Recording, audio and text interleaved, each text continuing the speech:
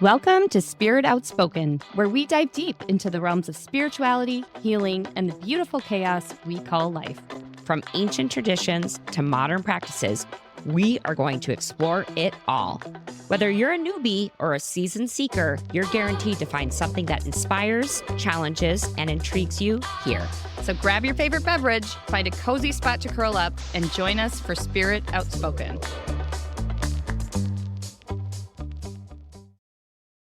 So one of the things that Rach and I were talking about is that we're both 40-something. It's hard to believe that's considered middle age. I'm planning on living beyond 80, just for the record. We'll be around. Yeah, I'm having a quarter life crisis. That's what I'm having. No, but seriously, we think of this midlife crisis or this period in our lives. I think all of us face that maybe we have this realization that the thing that we thought would fulfill us doesn't necessarily fulfill us in the way that we thought it would. And it's not so much like what we're going to be talking about today isn't so much about, hey, ditching that job that you don't love anymore. And maybe that could be it. But this is more about finding ways that add joy to your life and not necessarily replacing. This is looking for how we can add more joy and find more joy, and how emotions can be your compass on how to get there. All right, you guys. So as we started to prep for this, Jasa had an awesome book that she recommended called The Astonishing Power of Emotions, Let Your Feelings Be Your Guide. And this was written by Esther and Jerry Hicks. And for those of you who don't know, the Hicks are a big deal in the world of spirituality. Yes. They've written a ton of books. They're very well known.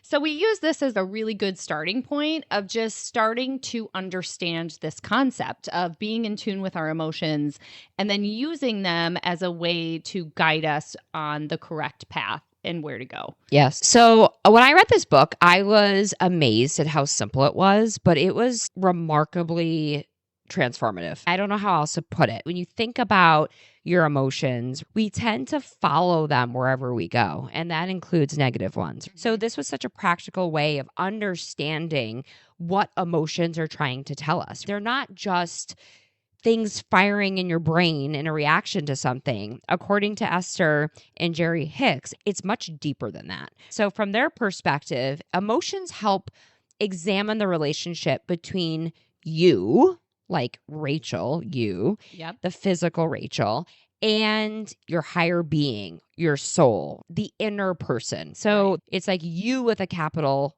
Y, or the inner you. Think of it physical versus spiritual. Yeah. So when you feel a desire to do something and you feel energy behind that, that's your tip that you're in alignment with your spiritual self.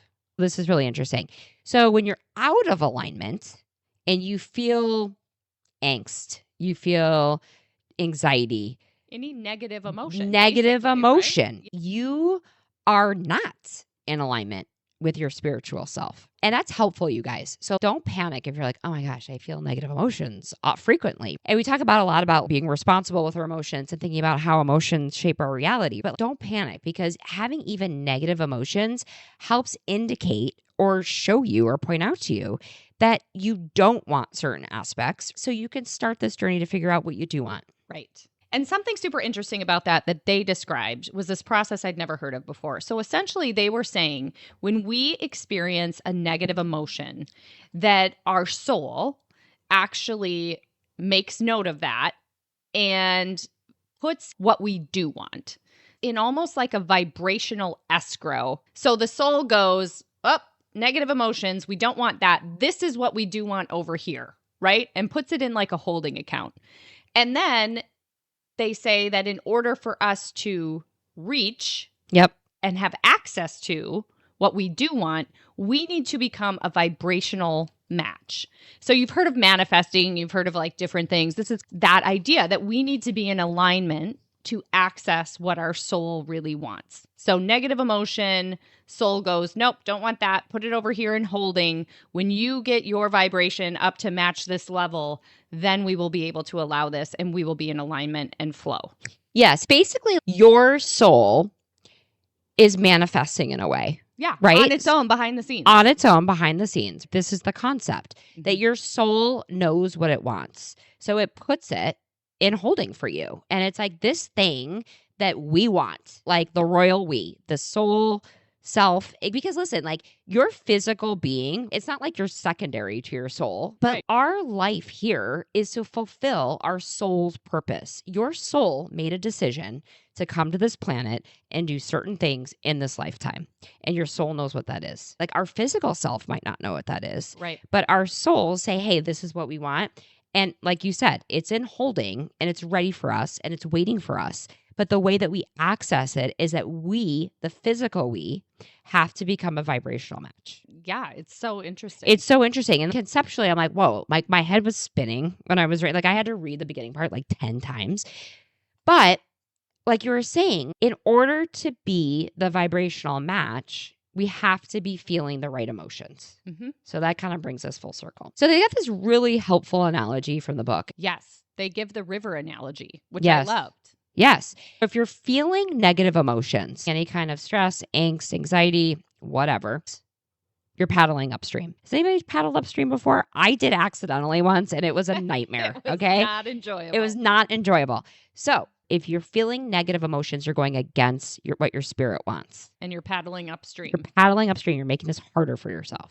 And when we're feeling Yes. positive emotions, we're going downstream. You're- I think it's important to note too, like this isn't just mean that we're flowing during only happy times. You can flow during really hard circumstances. Oh, yeah. You can be definitely. in a really tough spot. You can be dealing with health issues or whatever and still find flow within a challenging situation. Yes. So it's not always rainbows so true. and sunshine all the time in terms of releasing that control.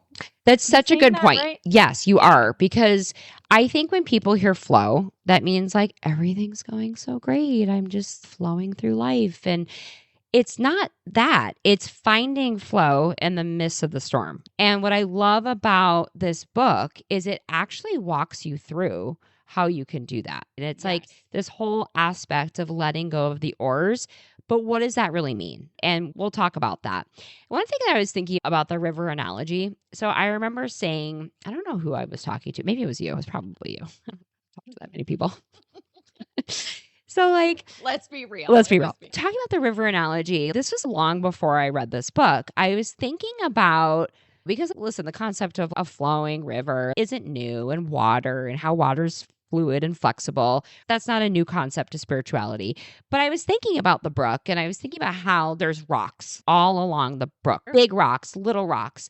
And the water doesn't stop at every single rock to say like, what is this? You're in my way. This isn't supposed to be happening. It just flows around it and That it is keeps such going. a good analogy. And like I keep thinking about like how much longer would it take the water to get to where it's supposed to be downstream if it stopped and questioned and worried about every single perceived blocker that it came across? Oh, there's a stick, panic. Yeah. Am I going to stop flowing? So it goes along with this concept. If you feel yourself going against the grain or against the flow of life, let go and try to consciously, intentionally, when you face these obstacles or issues, picture yourself flowing around them. I love that, Jason. Yeah, it's something that's awesome. given me a lot of peace. Yeah. And it's something that I've had to practice because I like to control.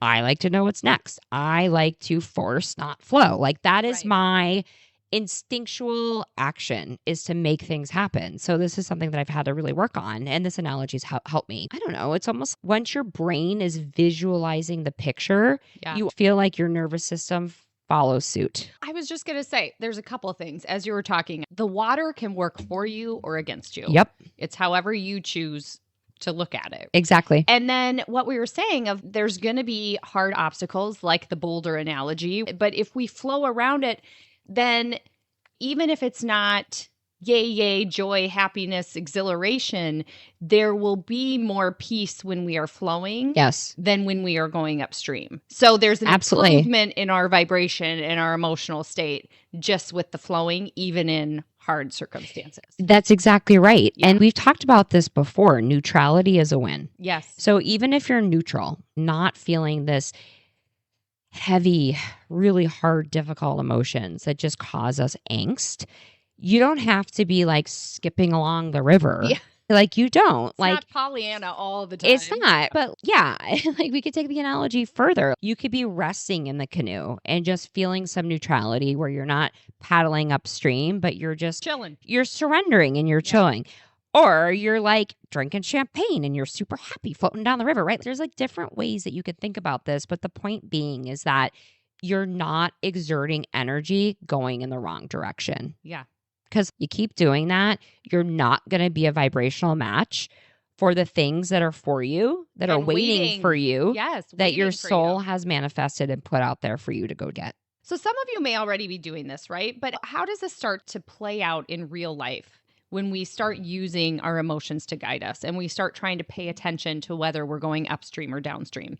For some people, this might feel very natural, but for others, we were raised in an era where there was still a little bit of that, ignore your emotions, buck up, kill them with kindness. There was a lot of stuffing and ignoring of emotions that was taught culturally in America. We pull ourselves up by our bootstraps. We capitalist nation where we take it on the chin. Especially like boys and men. Yes. There was like a complete neglect of men needing to feel their emotions or being able to express certain things, vulnerability, right? Yes. Totally. Yeah. So for some people, it might take some practice to start getting in tune and even becoming aware of emotions that you're feeling. I'm a person who avoided hard emotions for a very long time. I ran from them. And when I started trying to feel them, it sometimes was hard for me to identify even how I was feeling. Because I totally get that. You know, absolutely. Like I was so used to just, nope, I'm not feeling, I'm cutting myself off. So you would just block them. Yeah, basically. I just would stuff, ignore, distract, do whatever I needed to do not to feel. Yes. And so when it came time to sit my ass in therapy and work through some stuff, a lot of times I would feel almost confused or conflicted about, well, what am I really feeling? Yes. Because I didn't have any practice even naming or identifying emotions. So I think that's really interesting. And I think that's something that a lot of people are going to connect with. Yeah. Because this is something that I've experienced or just realized about myself very recently. I don't let myself feel emotions. Like you know that they're in your I head. Intellectualize them. Yes. I say, why am I feeling this way? And I'm so, well, why? And if I understand why, then I can make them go away instead of taking the time to feel them and move them and let them pass through. And you're exactly right. I don't sometimes understand that I feel sad. Yeah. It's like a really, it's sort of weird to say that, but I'm so glad that you're bringing this up because I think a lot of people are going to connect with that. Yeah. So to your point, if you don't even know the emotion that you're feeling, it's hard to course correct. Right. And again, become that vibrational match to really where joy and happiness await. Right. Yeah. So I'm glad that you mentioned that. Yeah. So just be patient and give yourself grace as you're working through some of this. Yeah. Allow yourself to feel people. Right. So as we start doing this, it can really be helpful when we have big questions or life changes that come up. So if we're on the right path, we'll start to feel a sense of peace, positive emotions, things that we talked about. That's our soul saying, yes, this is good. We want more of this. You're on the right track. Yes. When we're trying to make a big decision and we've all had it, that uneasy feeling that, I just don't Something's know. off. Something is off and we can't quite put our finger on it. That is our intuition or our soul telling us, yes, you are not, this it's not is it, baby. Not it. Listen to that. Listen. And guys, like, we all make decisions based on our ego. Yes. Including me and Rachel. Like we all do it. And when you're making decisions based on your ego, that is not going to give you long-term happiness, peace, joy, fulfillment, excitement. So what Rachel was just saying is so important. If you feel that apprehension, if you feel that hesitance, that is your soul speaking to the physical you saying, this isn't it. Yeah. This isn't it. Even if it means less money, even if it means not the bigger house, whatever it is, right? If we choose to listen to our emotions, we will find over time that they point us in the right direction. Yes. Right. And I love what you said about long term. Yes. Because some of the ego will give you. It gives you like a short term hit. A short term boost. Oh, definitely. I got that new title. Yeah. Got this But you're right. Cool It has thing. no staying power. It is It shallow. has not. It's not It's deep. short-lived, Yes. right? So what we're looking for is long-term happiness and peace. In addition to leveraging emotions to answer those life questions and the day-to-day decisions, one way that you can leverage emotions is to answer like the really big, tough questions like, what is my life purpose? Oh, yeah. Okay. That's a biggie. That's a big one. And I think it's one that really kicks in around the time we're 40. Yeah. Because I think at this point, our kids aren't super itty bitty anymore. Maybe they are, right? Like you certainly have kids into your 40s, but for many of us, they're not in diapers. They're doing their own thing. They're sleeping. Mine isn't, by the way, 40. And many of us have been in careers that we've been in 1 to 2 decades. And maybe we're looking around and saying, listen, the thing that I thought was going to fulfill me, I got all the things that I wanted, the things that I've been pursuing for 20, 30, 40 years. It's not creating this happiness or this fulfillment or this excitement that I expected it to. So what do? You follow the fun, right? I love this. You follow the fun. Yeah. You let joyful enthusiasm lead the way. And we're not suggesting, you guys, that you just quit your job and move to Canada. Yeah, and, there's some logistics and practicalities that need to be considered. We understand exactly. that. Yeah. This is more about finding what gives you joy and adding that into your life. And hey, if it turns into something that can be a full-time thing and you can support yourself or your family through doing that, what a dream come true. Absolutely. But at a minimum, it's what can I do to add more fun? So the whole concept is follow the fun. One thing that the book talked about was let joyful enthusiasm lead the way. And a game that I love to play with my friends, like even out of the context of what we're talking about here, is what would you do if money and responsibilities were no object? I love that. That's a great question. Yes. Like it's just fun to dream. It's fun to dream. And people often say it right away. They know. It's something that they think about. And oftentimes they're not doing any bit of that in their current life. So really, this is just a way for us to wake ourselves up in a way and say, hey, what is that thing that I want to do? And can I incorporate more of that into my life? Yeah. I heard a podcast with Oprah one time, and she had this woman on who wrote a book.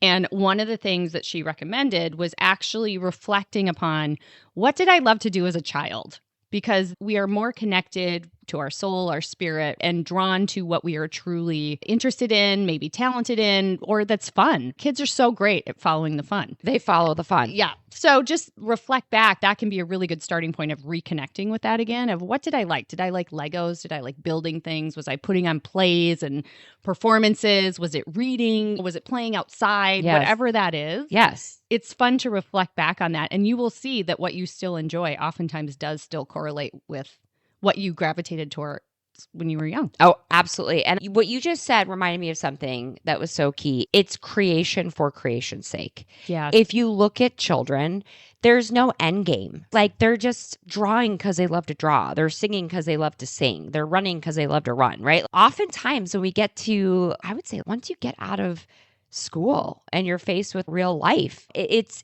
that goes away. I would say in this podcast, oh my gosh, I have never felt this burning desire to do something in my life. And when you brought it up to me, it was like this absolute burst of joyful enthusiasm that I'm just like, what are we doing? We're going to follow the fun. You know? It has been so fun. And this is probably one of the first tasks I've taken on where it's just been pure not like we haven't had hiccups and not that we haven't had obstacles. And that's one of the things we were talking about, right? Like it doesn't always mean like sunshine and rainbows, right? But it has just been so fun. And I notice every time we do it, every time we record, even yesterday, which you guys will not know this, but yesterday we recorded an entire episode and we got done and we realized that our software had glitched out and none of it got recorded and it was really good.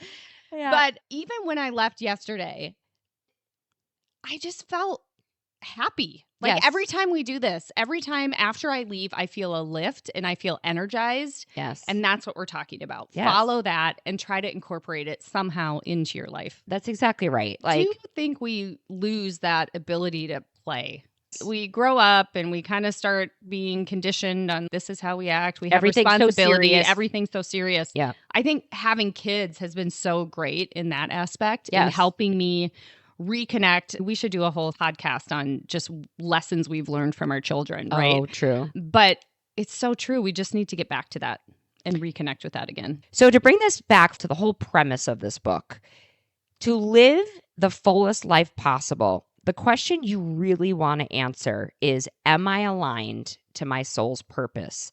Am I aligned to my higher self? Am I fulfilling my life purpose? Right. And you can use emotions to guide you to that answer. Yeah. And I think that's what's really powerful. It is. I mean, because I've experienced it, you've experienced it. And it's even, and I think this is why this book connected so deeply with both of us. It was like we were living it before we learned it. Yeah. So then we were like, oh my gosh, is that what happened? Yeah. You know, like Yeah. this is what's happening. So I read this in this book, and this is like, this quote completely stopped me in my tracks. So I think it does a really good job of summarizing and explaining the different themes and topics that we've been talking about. Again, this is from The Astonishing Power of Emotions. Your hopes and dreams and intentions and ideas for improvement are held for you in a sort of vibrational escrow. And that escrow account, if you will, is held for you, tended for you, and nurtured for you, waiting for your withdrawal from it. Not only is it being held for you, but the larger part of you has already become it and is constantly and eternally calling the physical part of you toward it. So now what is actually happening is that physical you is being called forward by the non-physical you for the completion of the idea that you have given birth to. And in its purest, non-resisted form, that calling feels to you like passion or enthusiasm. And so now the most important question is, are you letting you join the newly created, newly expanded version of you? And the answer to that all-important question lies in the way that you feel. The better you feel, the more you are allowing that connection. And the worse you feel, the more you are disallowing or resisting that connection. When you feel love or joy or any positive emotion, you are literally being the expanded version that life has caused you to become. When you feel fear, anger, or despair, or any negative emotion, you are not in this moment, by virtue of whatever it is that you're giving your attention to, allowing yourself to be that new expanded version. You are not letting yourself keep up with who you have become. How about that? So I love everything about that. It perfectly sums everything up like you've talked about. But I love this idea of our spirit kind of always quietly calling to us. Yes. Because I think that is so true. Spirit, soul, God, higher self, with it, whatever you want to call it. Holy Spirit. Holy Spirit. I love that. Yes. So I get really, I don't know, I'm so fascinated by this concept that our soul is manifesting and it's dreaming on our behalf without us even knowing. Yes, that's the thing. And we can tap into that connection. Like we can feel that connection through emotions. But think about that. It's like your soul, this incredible being, is dreaming life. And we can step into that and be totally aligned and feel these feelings of euphoria. Yeah. By just following the fun, the enthusiasm, the joy. Like, how cool is that? It's beautiful. That just I love gets me excited. I'm also like, what are you cooking up, soul? I know. What are we doing next week? But we've all had that time where you just sense something, the inner voice, your gut instinct, whatever you want to call it, of this isn't right. It's time for me to go. I shouldn't be over here. I should be going this way. One thing we had talked about before when we were going down this path and researching is I had a question as I was reading it, because I recall a time when I was dating someone for a very long time, and I had gotten to a point in college where I was feeling like it was time to end the relationship, but yet my emotions at that time, because we'd been together for so long, I was torn because I heard that calling, but then at the same time, there was immense comfort in rushing back in almost like a security blanket. And so that when I was reading this, I'm like, but what if our emotions lead us astray sometimes. But we had a really good conversation after that. And you're like, I think it's more about going deeper, because even when I went back, when I probably knew, okay, this relationship has run its course, that still small voice was still there. I felt a sense of comfort and peace momentarily because it was familiar and it's what I knew, and I didn't have to be on my own 2 feet, and I had somebody to call at night, and it was very comforting to always have somebody there.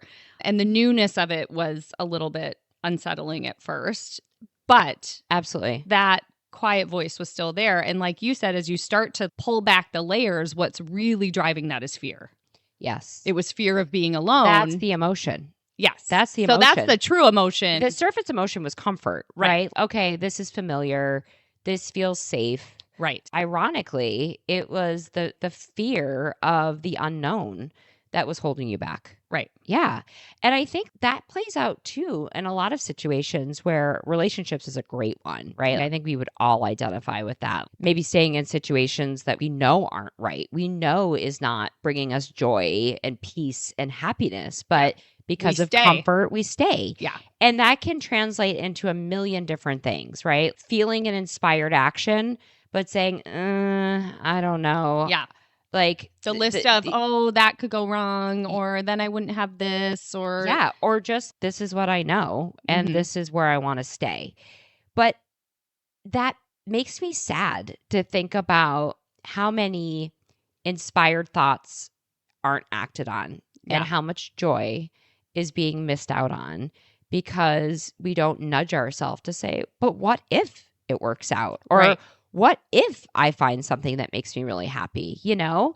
So anyhow, I think that's a really good point. If your emotions aren't in total alignment with that gut feeling, you need to dig deeper. And I think that leads nicely into this example you had about some of the feelings we can have, and how sometimes even if we think we're having a downstream thought, how it can inadvertently be masking fear or really an upstream vibration when we're talking about this upstream, downstream. Yes, thing. Exactly. Exactly. We talked a lot about becoming the vibrational match to what your soul has manifested and is being held for you in this quote unquote vibrational escrow. But how do we actually do that? So for some people, this might be a little bit more work than others in simply noticing and being aware and then identifying exactly what you're feeling. But be patient and have grace with yourself is the first step. Recognize your emotions. And then it's all about just sifting through and coming to the next best thought or a little bit higher vibration. So one of the best examples that they give in the book is about just letting go of the oars, allowing everything to flow, trying to step into that flow and that sense of allowing and ease, even when things are challenging or difficult. Yes, because when things pop up or arise that are unplanned or quote unquote unwanted, we feel the resistance of negative emotions. Yes. So I think what you're saying by flowing is redirecting your emotional temperament to a place of more neutrality and eventually building off of that and getting to a more positive emotional state. Yeah. Because that is getting us more connected and more aligned to what our higher self is seeking for us. Yeah. And I think even in those moments, if it's hard to make the next jump, even just simply accepting what you're feeling. Yes. Just an acceptance and acknowledgement of, I'm feeling really scared. I'm feeling really angry. Just start there. And then just being aware and recognizing it can help. What I liked about the book was it talked you through a lot of challenging life situations.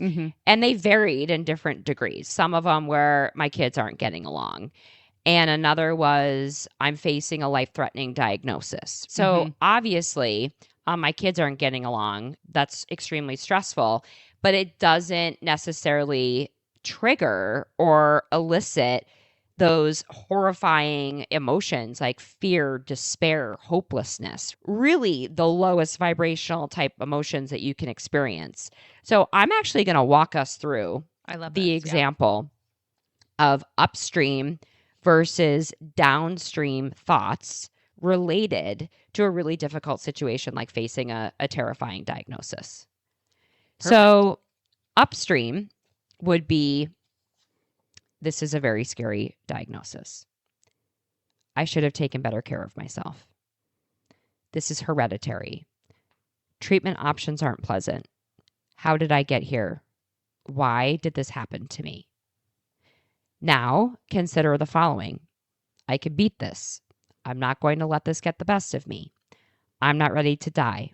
I will triumph over this.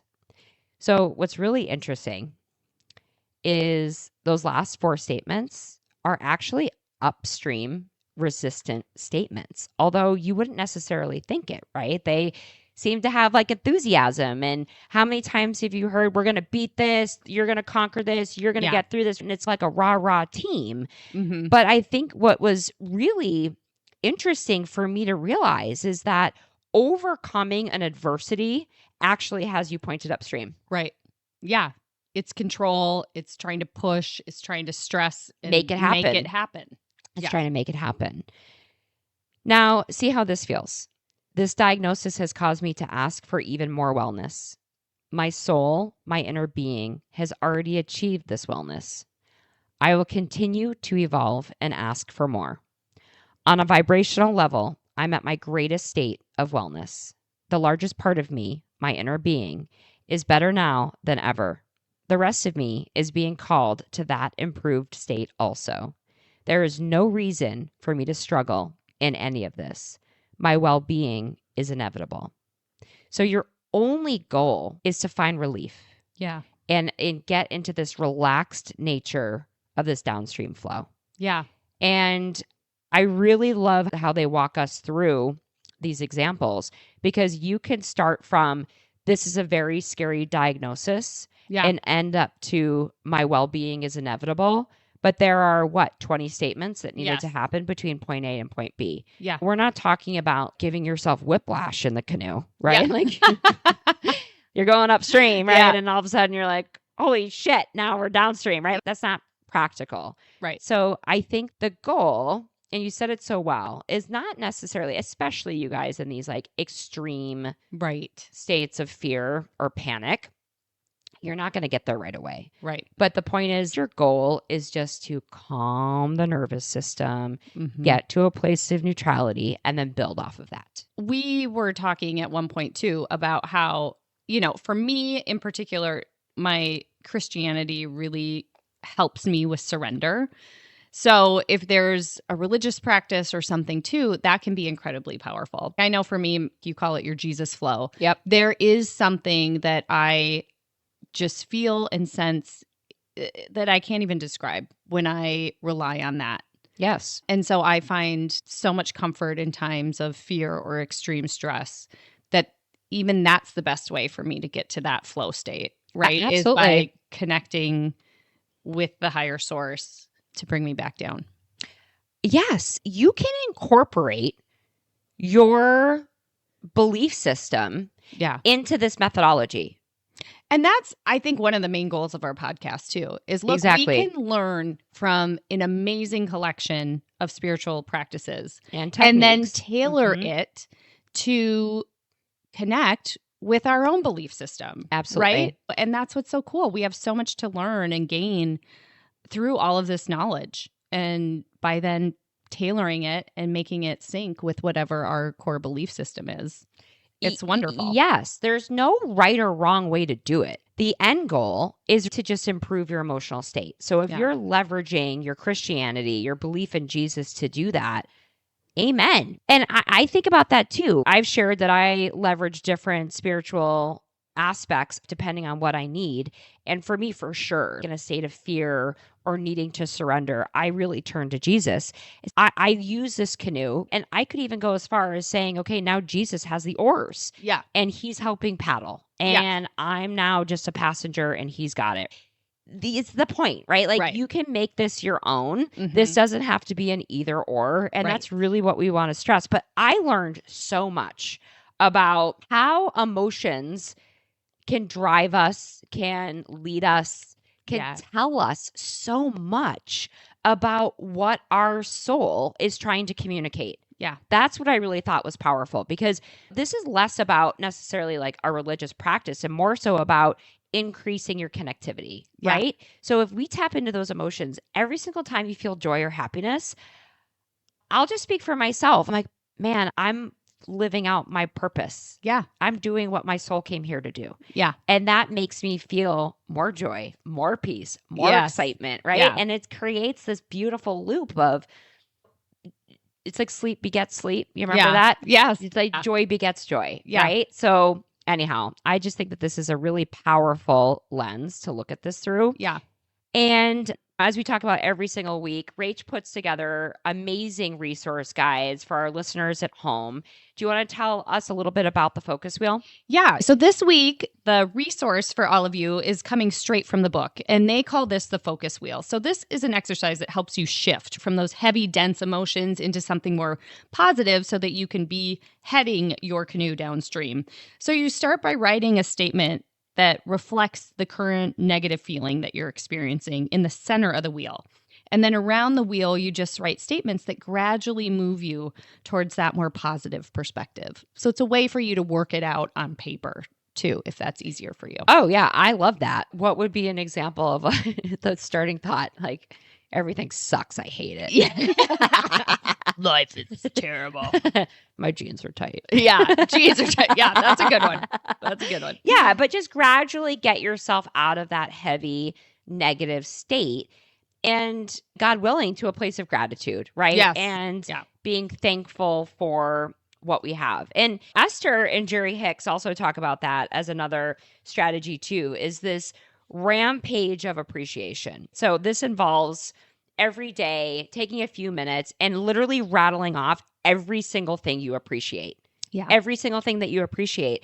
And that lifts your vibration. Yeah. Even if you're just feeling like, all right, I'm just going through the motions. I'm going through, nothing's bad. Nothing's good. I'm just, the coffee spilled. I'm taking my kids to school. They're all screaming. I got to hop into a work meeting, whatever. Like, you're just going through the daily grind of life. That can suck your vibration down. We have to actively make a choice to raise our vibration. So even just spending 30 seconds, you're in the car, you're driving. Okay, you have a moment to yourself. Start rattling off every single thing that you're blessed for, you're happy that you have.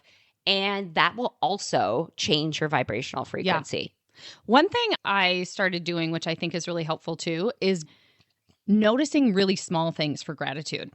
Oh, so, for example, I have a coffee cup that for whatever reason, I just really like the colors of. Yeah. We got it on vacation.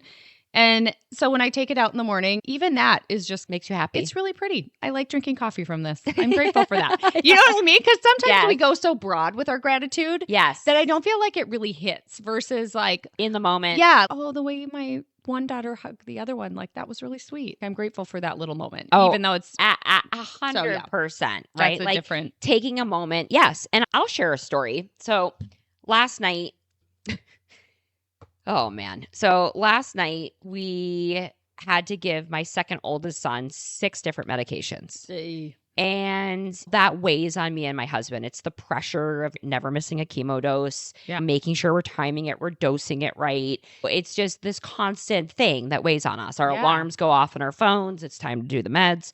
And we also, layered on top of that, had to give my youngest child an antibiotic that tastes like absolute dog shit. Like it's the worst tasting thing I've ever, like he rejected it so hardcore that I finally was like, what does this taste like? And so I can navigate how to cover this up. And I put some on my tongue and I had a visceral reaction. So I'm like, of course he's not going to have this. But I was really triggered by, and this goes back to a traumatic response from after my son was diagnosed.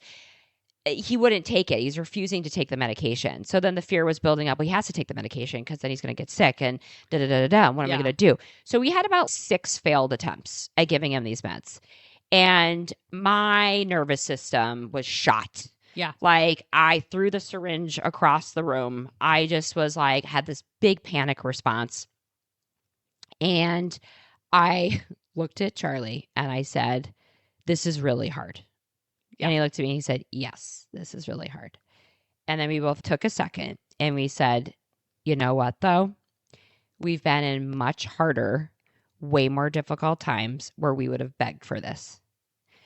And it changed my perspective immediately. It was like this rage, like this tornado of horrible emotions that just took over my body, just dissipated. And that was gratitude. Yeah. It was gratitude. It was saying, I'm going to be thankful for this shitstorm that's happening right here, because I know that there have been times where we would have celebrated this, right? Yeah. So anyhow, that's just last night, I just felt that. And even the podcast, I'm like losing that damn recording. Yeah. Rach and I consciously made a decision, like we could freak out right now. We handled that so well. We flowed. We flowed.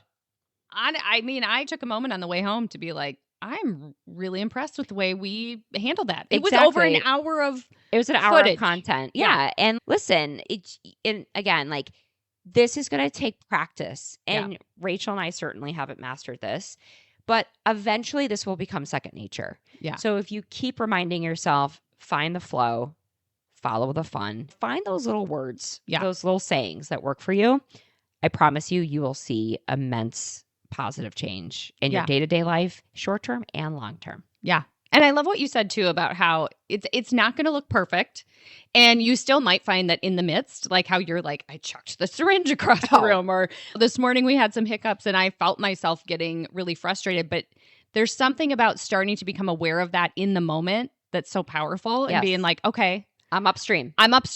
Like I'm rattled. This is not where I want to stay. This is not how I want to do this. And then being able to shift gears. Yes. And guys, we're going to talk about the power of visualization at some point, but visualizing using the techniques of the canoe, like seeing yourself upstream, closing your eyes, keeping your eyes open, however you visualize, and then just seeing the boat turn downstream, just visualizing it will have a physiological response that will affect your nervous system and get you back on track. So try that too. In those moments where you're just feeling like unhinged and out of control and you're struggling to get your emotions back on track, try that. Love it. Yay. All right. I'm so excited. All right, guys, make sure you tune into episode 2. We're going to be talking more about the power of emotional frequency. Oh my gosh, this is a good one, you guys. It's a really good one. Yes, and we dive a little bit deeper into really understanding how high vibrational emotions can really impact our lives in a positive way.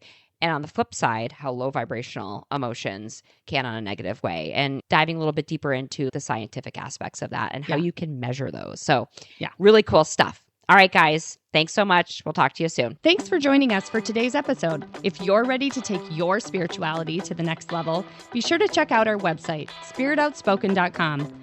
There you can download free educational resources, read our latest blog posts, and join the Spirit Outspoken community.